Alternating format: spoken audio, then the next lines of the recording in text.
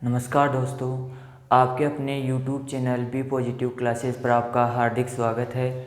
और आज आपके पास समस्या आ रही थी कि आवाज़ सही नहीं है, आवाज़ सही नहीं आती है, आवाज़ गूंजती है। तो हमने इसका समाधान कर दिया है। आज से आपके पास ये समस्या उत्पन्न नहीं होगी, ठीक है। और हम आपका जो 10th क्लास का चैप्टर था उसमें पढ़ रहे थे। हम उत्सर्जन तंत्र पढ़ेंगे आज। परिसंचरण तंत्र कंप्लीट हो गया था और आज पढ़ेंगे उत्सर्जन तंत्र, ठीक है।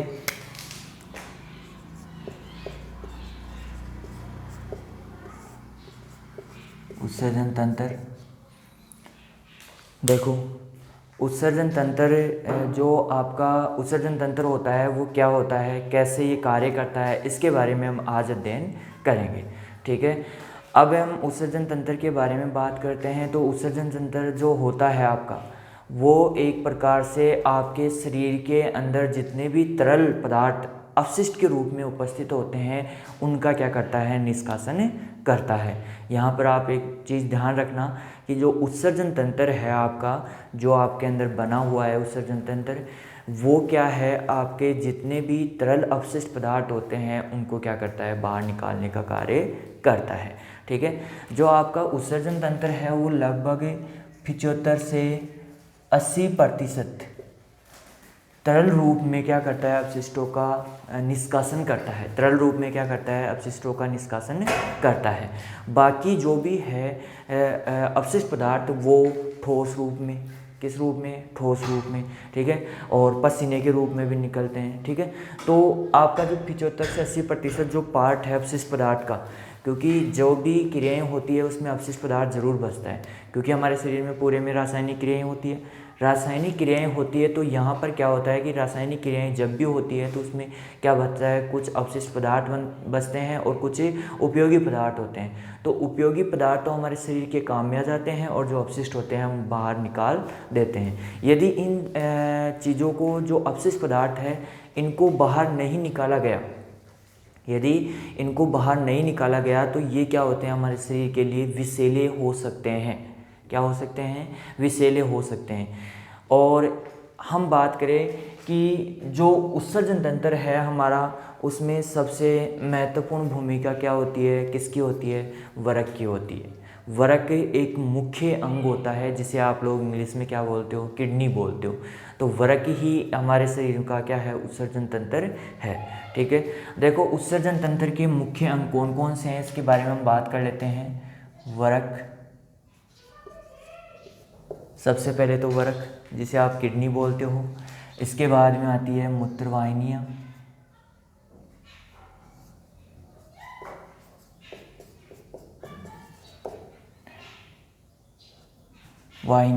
मूत्र वाहिनियाँ, ठीक है।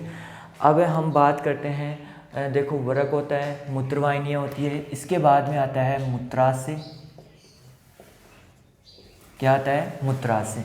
ये क्या होते हैं, हमारे शरीर के उत्सर्जन तंत्र में काम आने वाले अंग होते हैं, ठीक है। देखो, हम इसके अंदर यदि हम बात करें तो उत्सर्जन जो होता है वो किस रूप में होता है, तरल रूप में होता है। अब तरल रूप में होता है तो उत्सर्जन जो होता है वो नाइट्रोजनीय उत्सर्जन होता है। नाइट्रोजन के रूप में क्या होता है, उत्सर्जन होता है। अब नाइट्रोजन के रूप में 3 प्रकार से उत्सर्जन होता है। कितने प्रकार से, 3 प्रकार से उत्सर्जन होता है। तो नाइट्रोजनी अपशिष्टों के आधार पर वर्गीकरण पढ़ सकते हैं या इनके प्रकार पढ़ सकते हैं कि कौन कौन से प्रकार से या किस किस रूप में उत्सर्जन होता है नाइट्रोजनी पदार्थों का, ठीक है। इसमें सबसे पहले आता है अमोनिया। अमोनिया, देखो, अमोनिया के रूप में जो भी उत्सर्जन होता है, अमोनिया के रूप में जो भी उत्सर्जन होता है उसे, अमोनिया क्या है, एक प्रकार का नाइट्रोजन है। क्या है, नाइट्रोजनी अपशिष्ट है, ठीक है। इसके बाद में यूरिया, क्या है, यूरिया। और क्या है, यूरिक अम्ल।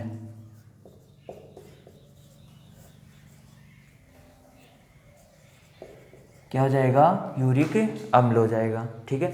अब हम बात करें तो यहाँ पे अमोनिया, अमोनिया के रूप में जो उत्सर्जन होता है वो भी एक प्रकार का नाइट्रोजन है। यूरिया है, यूरिया में भी क्या होती है, नाइट्रोजन होती है, और यूरिक अम्ल होता है, इसमें भी क्या होती है, नाइट्रोजन होती है। तो यहाँ पर हम इन तीनों के बारे में अलग अलग चीज़ें पढ़ेंगे। तो पहले अमोनिया पढ़ लेते हैं। अमोनिया, यहाँ पर अमोनिया, जो अमोनिया का उत्सर्जन करते हैं, जो जंतु अमोनिया का उत्सर्जन करते हैं उन्हें क्या कहते हैं, अमोनोटेलिज्म। अमोनोटेलिज्म क्या कहते हैं, अमोनोटेलिज्म कहते हैं, या इसे हम मोनोटेलिक बोल सकते हैं। क्या बोलते हैं, अमोनोटेलिक।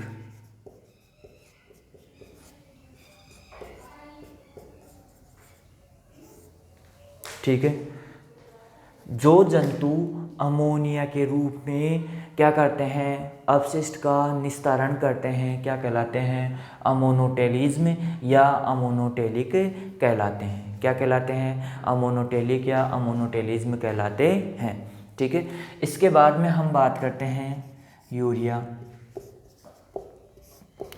अब जो यूरिया के रूप में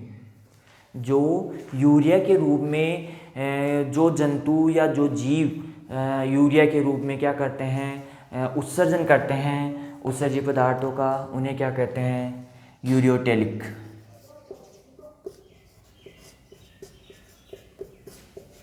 क्या कहलाते हैं, यूरियोटेलिक कहलाते हैं। क्या कहलाते हैं, यूरियोटेलिक कहलाते हैं। क्या कहलाते हैं, यूरियोटेलिक।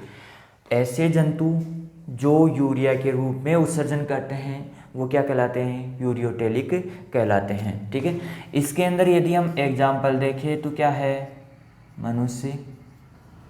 क्या है, मनुष्य।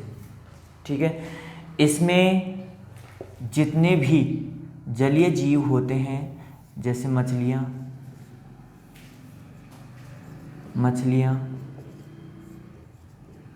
सारी मछलियाँ आ गई इसमें, लगभग सारी मछलियाँ। और इसका जो उत्सर्जन होता है, जो अमोनिया के रूप में उत्सर्जन होता है, इसमें जल की अधिकता होनी चाहिए। जहाँ पर जल की अधिकता होगी वहीं पर क्या होगा, अमोनिया के रूप में उत्सर्जन होगा। यानी कि जल में रहने वाले जीव ही क्या करते हैं, इसका उत्सर्जन कर पाते हैं। ठीक है, अमोनिया के रूप में। इसके अलावा मछलियाँ हो गई, जैसे उभयचर। अब उभयचर जैसे मेंढक थल पे भी रहता है और पानी में भी रहता है, तो वो भी क्या करता है, अमोनिया के रूप में उत्सर्जन करता है। तो जो उभयचर होते हैं वो भी क्या करते हैं, अमोनिया के रूप में। जो मछलियाँ होती है वो भी क्या करती है, अमोनिया के रूप में अपशिष्टों का निस्तारण करती है। ठीक है, अब यूरिया की बात करें तो यूरिकोटेलिक, इसमें क्या है कि इसके अंदर जो यूरियोटेलिक है, इसमें क्या है कि मनुष्य क्या करता है, यूरिया के रूप में क्या करता है, उत्सर्जन करता है। इसके बाद में आता है यूरिक अम्ल।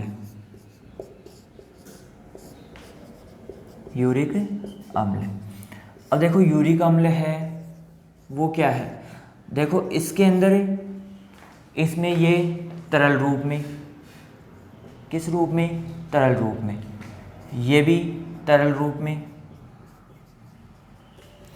अब जो यूरिक अम्ल होता है ये किस रूप में, तरल पेस्ट के रूप में। पेस्ट जानते हो, थोड़ा गाढ़ा गाढ़ा होता है। ठीक है, और इसके अलावा ये गोलिकाओं के रूप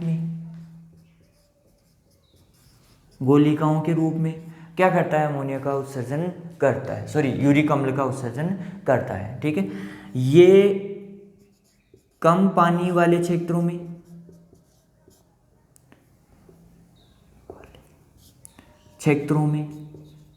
कौन से क्षेत्रों में, कम पानी वाले क्षेत्रों में क्या करते हैं, उत्सर्जन करते हैं, जैसे कीट। इसके अलावा आपके आते हैं, कीटों के अलावा आता है जो रेंगकर चलने वाले, जो रेगिस्तान में पाए जाने वाले जंतु होते हैं, वो भी क्या करते हैं, यूरिक अम्ल के रूप में क्या करते हैं, उत्सर्जन करते हैं। तो यहाँ पर देखो अमोनिया का उत्सर्जन करने वाले जीव जंतु क्या कहलाते हैं, अमोनोटेलिक कहलाते हैं या अमोनोटेलिज्म कहलाते हैं। इसके बाद में यूरिया के रूप में जो उत्सर्जन करते हैं वो क्या कहलाते हैं, यूरियोटेलिक कहलाते हैं। क्या कहलाते हैं? यूरियोटेलिक। यहाँ पे ध्यान रखना, यूरियोटेलिक और यूरिकोटेलिक ये क्या कहलाते हैं? ये जंतु क्या कहलाते हैं? यूरिकोटेलिक। क्या कहलाते हैं? यूरिकोटेलिक जंतु कहलाते हैं। समझ में आ रहा है? यहाँ पर देखो, अमोनिया का उत्सर्जन करने वाले अमोनोटेलिक, यदि यूरिया का उत्सर्जन करने वाले यूरियोटेलिक, और यूरिक अम्ल के रूप में उत्सर्जन करने वाले यूरिकोटेलिक कहलाते हैं। क्या कहलाते हैं? यहाँ पे को जुड़ रहा है, यहाँ पे यो जुड़ रहा है, यूरियोटेलिक और यूरिकोटेलिक। ठीक है, तो ये चीज़ समझ में आ गई होगी। अब हम पढ़ेंगे उत्सर्जन का पार्ट, यानी कि उत्सर्जन के बारे में जानकारी प्राप्त करेंगे कि मनुष्य का जो उत्सर्जन तंत्र है वो किस प्रकार हमारे अंदर, शरीर के अंदर कार्य करता है, कहाँ पे पाया जाता है। ठीक है,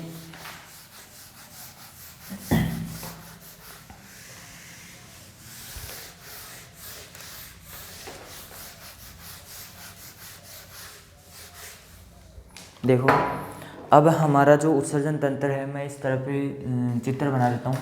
देखो हमारे शरीर में जो उत्सर्जन तंत्र है वो आमाशय के पीछे की ओर पाया जाता है, जस्ट नीचे की तरफ।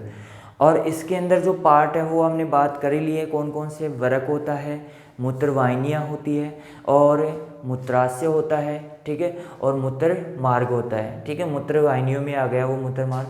ठीक है, तो ये क्या होते हैं? इसके पार्ट्स होते हैं, अंग होते हैं। क्या होते हैं? अंग होते हैं। तो यहाँ पर हम संरचना बनाए तो सबसे पहले क्या आएगा? वरक आएगा।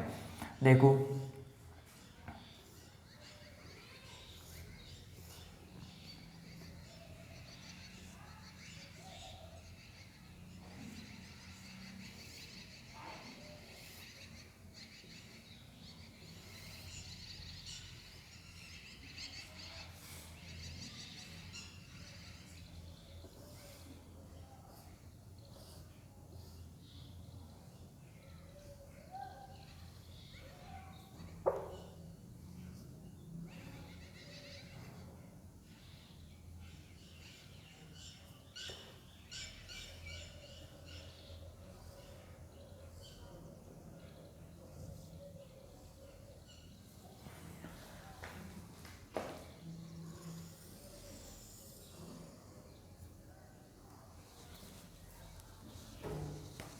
देखो यहाँ पर ये क्या है, इन दोनों के बारे में बात कर लेते हैं हम।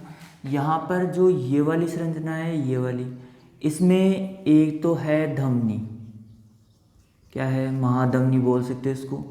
एक है महाशिरा, क्या है? महाधमनी और महाशिरा। देखो महाधमनी और महाशिरा, देखो सारे जो भी कार्य होते हैं, जैसे अपशिष्टों का परिवहन होता है, अपशिष्ट पदार्थों को एक स्थान से दूसरे स्थान पर ले जाना होता है, या जितनी भी ऊर्जा निर्मित होती है उसको प्रत्येक अंग तक पहुंचाना होता है, प्रत्येक कोशिका तक पहुंचाना होता है, ऑक्सीजन को प्रत्येक कोशिका तक पहुंचाना है। ये सारी क्रियाएं हम क्या करते हैं? इसके द्वारा जो हमारा रक्त होता है उसी के माध्यम से सारी क्रियाएं होती है। ठीक है, यानी कि जितना भी परिवहन का कार्य होता है वो सारा कौन करता है? हमारा रक्त करता है। तो यहाँ पर भी हम महाधमनी और महाशिरा के बारे में पढ़ेंगे। क्यों? क्योंकि जो उत्सर्जन तंत्र होता है वो भी किसके द्वारा कनेक्ट होता है? रक्त के द्वारा।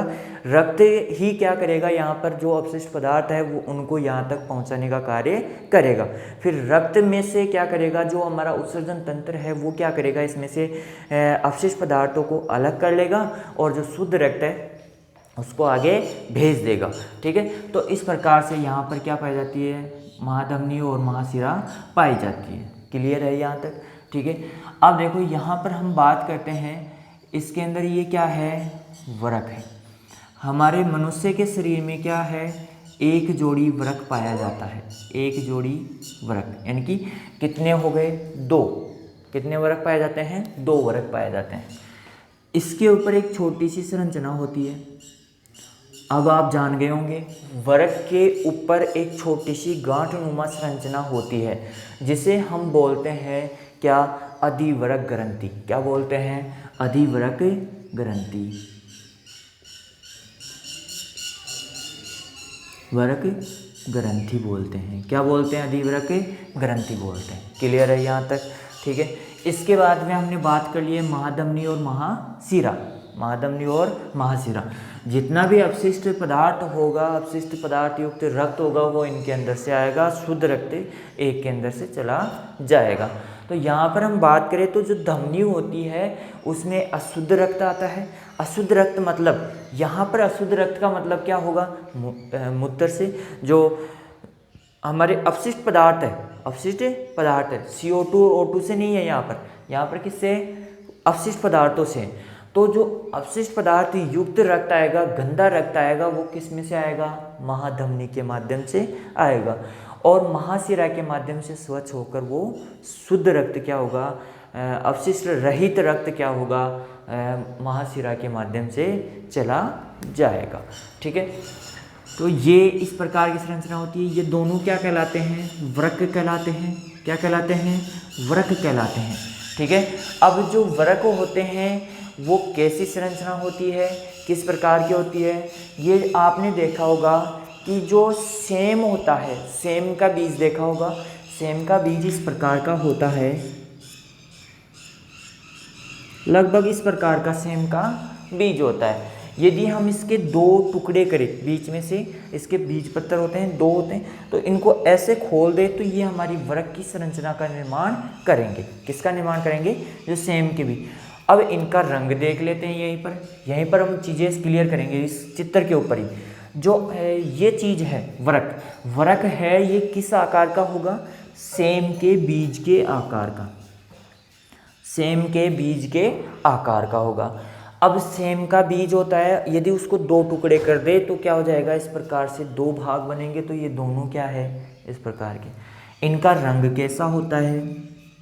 रंग गहरा भूरा। कैसा होता है? गहरा भूरा होता है। अब देखो जो वृक्क होता है, वृक्क यहीं पर मैं एक छोटी सी संरचना बना लेता हूँ इसी के अंदर। अब ये अंदर जाकर क्या होगा? छोटी छोटी कुपिकाओं में क्या हो जाएगा? विभाजित हो जाएगा। ऐसे ऐसे ऐसे ऐसे ऐसे ऐसे। क्लियर है? अब देखो यहाँ पर जो ये कुपिकाएं हैं ये आपस में इस प्रकार आकर कनेक्ट होती है और इस यहाँ पर आकर खुलती। क्लियर है ये चीज़?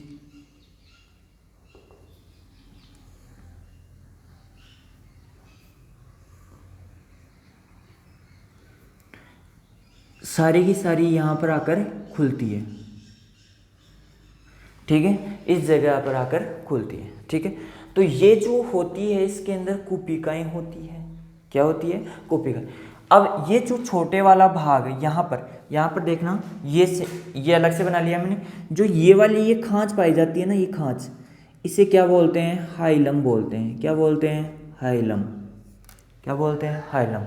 हाइलम के माध्यम से ही, हाइलम के माध्यम से या हाइलम वाले स्थान पर, यानी कि कौन सा स्थान? ये वाला स्थान जो खांच पाई जाती है ना, खांच, यहाँ पर हाइलम से ही क्या होती है? मूत्रवाहिनी बाहर निकलती है। कौन सी वाहिनी? मूत्रवाहिनी। मूत्रवाहिनी बाहर निकलती है। क्या निकलती है? मूत्रवाहिनी बाहर निकलती है। यहीं से धमनी और शिरा निकलती है। यहीं से धमनी और शिरा, यानी कि वृक्क में दोनों ही इसी जगह से क्या करती है? प्रवेश करती है। क्लियर है ये चीज़? आ गई समझ में? यहाँ तक क्लियर समझ में आ गया? देखो अब आगे हम बात करें तो ये तो वृक्क हो गया। अब वृक्क की बात करें तो और हम बता सकते हैं कि आमाशय के नीचे, आमाशय के नीचे की तरफ जो हमारी रीढ़ की हड्डी पाई जाती है उसके पास में दो वृक्काणु पाए जाते हैं। वृक्क पाए जाते हैं। और वृक्क क्या होते हैं? एक जोड़ी वृक्क होते हैं कि दो वृक्क होते हैं। कैसा आकार होता है? सेम के बीज के आकार का होता है। रंग कैसा होता है? गहरा भूरा होता है। ये चीज़ क्लियर हो गई यहाँ तक? ठीक है। इसके बाद में यहीं से क्या निकलेगी? अभी हमने बात की थी कि हाइलम वाले भाग से, तो मैं इसको नामांकित कर देता हूँ यहाँ पर कि ये क्या है? हाइलम। क्या है ये? हाइलम है। ठीक है। हाइलम वाले भाग से क्या निकलती है, धमनी और शिरा निकलती है। तो यहाँ पर धमनी और शिरा निकलती है और इसके साथ ही साथ क्या निकलती है, मूत्र वाहिनी भी निकलती है। क्या निकलती है, मूत्र वाहिनी। कौन सी वाहिनी रे, मूत्र वाहिनी। मूत्र वाहिनी आगे जाकर किस में खुलती है, मूत्राशय में खुलती है। किस में खुलती है रे, मूत्राशय में खुलती है। क्लियर है यहाँ तक।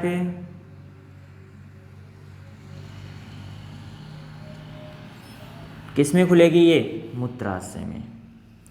देखो मूत्रवाहिनी का जो कार्य होता है, मूत्रवाहिनी का जो कार्य होता है वो क्या होता है कि मूत्र को यहाँ से, कहाँ से, वृक्क से लेकर कहाँ तक पहुँचाना, मूत्राशय तक पहुँचाना इसका प्रमुख कार्य होता है। क्या होता रे, और जो मूत्राशय होता है इसकी संरचना कैसी होती है, इसकी संरचना होती है एक थैलेनुमा संरचना होती है। कैसी होती है, एक थैलेनुमा संरचना होती है।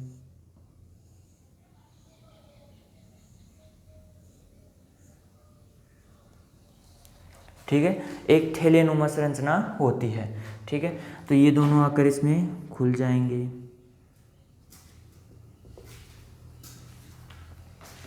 और इसमें क्या होता है कि एक निश्चित समय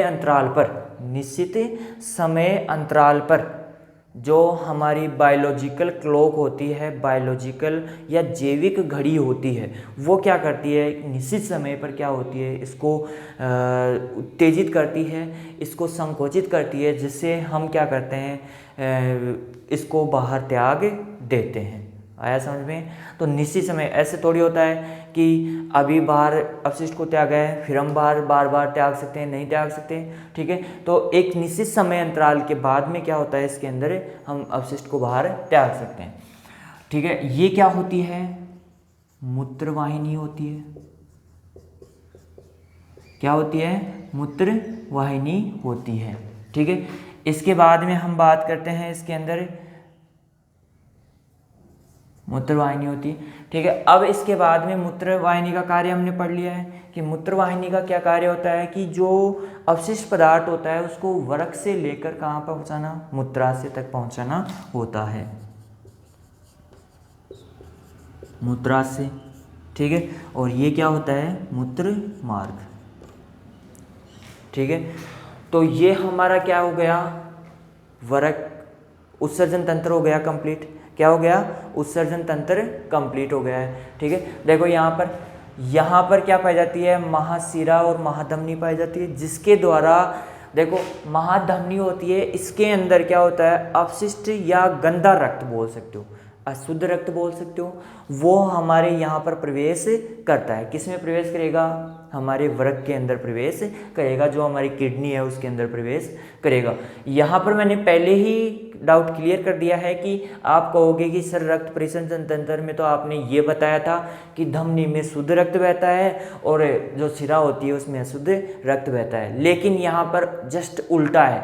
उल्टा कैसे, तो यहाँ पर O2 और CO2 के अलावा, O2 और CO2 के अलावा जो अपशिष्ट हैं, अन्य अपशिष्ट, उनकी बात हो रही है। ठीक है, तो यहाँ पर इसके अंदर मूत्र मिश्रित होता है, इसमें मूत्र क्या होता है, इस रक्त में क्या होता है, मिश्रित होता है। तो महाधमनी के माध्यम से क्या होता है, गंदा रक्त प्रवेश करता है वृक्क के अंदर, और जो शिरा होती है उसके माध्यम से क्या होता है, जो शुद्ध हो जाता है उस रक्त को क्या किया जाता है, आगे भेज दिया जाता है। क्लियर है ये चीज़। ठीक है, इसके बाद में यहाँ पर मूत्र निर्माण हो गया। मूत्र निर्माण मूत्रवाहिनी के माध्यम से क्या होगा, नीचे की तरफ मूत्राशय में पहुँच जाएगा, और निश्चित समय अंतराल बाद में क्या होगा, ये मूत्र क्या हो जाएगा, बाहर त्याग दिया जाएगा। क्लियर है ये चीज़। अब ये चीज़ क्लियर हो गई। इसके बाद में हम आपको अगली क्लास में इसके बारे में बताएंगे किसकी संरचना अभी पूरा नहीं हुआ है। ये मैंने सिंपल डायग्राम बताया कि उत्सर्जन तंत्र जो होता है हमारा इस प्रकार से बना होता है और इस प्रकार से कार्य करता है। अब हम पढ़ेंगे एक वृक्क के अंदर क्या क्या पाया जाता है, किस प्रकार की संरचनाएं होती है, किस प्रकार से ये कार्य करता है, कौन सी संरचना इसमें महत्वपूर्ण होती है, किस प्रकार से इसमें मूत्र का निर्माण या मूत्र को रक्त से अलग किया जाता है। ये हम अगली वीडियो में देखेंगे। ठीक है, धन्यवाद।